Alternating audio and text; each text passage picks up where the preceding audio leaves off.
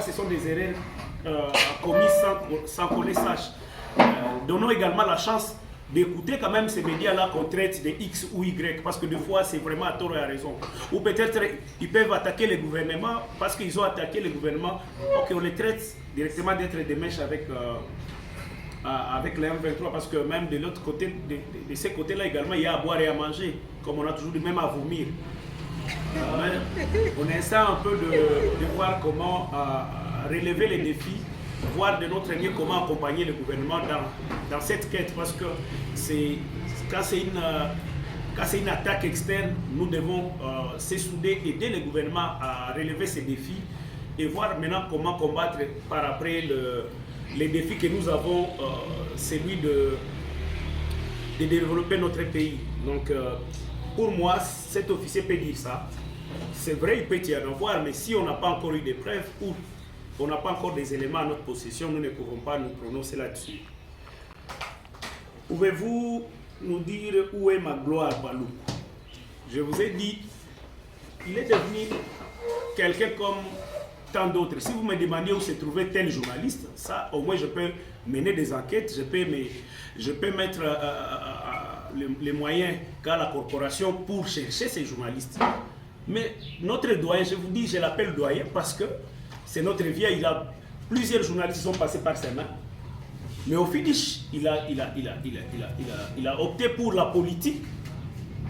Donc, il était devenu politicien. Je vous ai dit qu'il fut conseiller du ministre. Quand vous occupez déjà une fonction politique, vous n'êtes plus journaliste. Vous devez dissocier, vous devez faire la part des choses. Donc, ça reste mon doyen. Comme Delio Kimbulu, c'est mon doyen. Mais ce sont des politiciens, donc nous devons laisser les politiciens se chercher entre eux. Vous n'allez pas demander à un journaliste de chercher où se trouve un politicien. Donc, moi, je n'aurai pas assez de réponses par rapport à ça. Peut-être dans les jours à venir, il pourra se prononcer. Peut-être qu'il pourra vous écouter et vous répondre. Et il n'est pas obligé d'être au même endroit tous les jours. Donc, il peut bouger. Aujourd'hui, je peux vous dire qu'il est tel part et pourtant il est ailleurs. Donc, nous ne sommes pas dans le même monde. Donc, nous sommes dans le monde journalistique. Lui, il est dans le monde politique. Donc, vous allez chercher un politicien qui va vous répondre à cette question. Est-ce que Magloire est encore journaliste? Je pense que je viens de répondre directement. Donc, je vous ai dit, le poste politique ne s'accommode pas avec notre métier. Voilà pourquoi on vous a toujours dit bonnement, dès que vous occupez un poste politique, venez chez David ici à la réception, venez déposer votre carte. Ce n'est pas dire que vous mettez fin à votre carrière.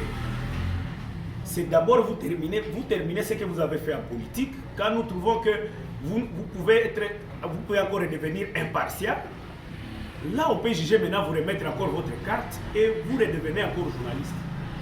Mais quand nous savons que vous occupez un poste politique, c'est que vous êtes partial, vous ne pouvez pas être journaliste. Donc, Magloire Paloukou, mon doyen, n'est plus journaliste, tout comme Delio Kimbulu n'est plus journaliste.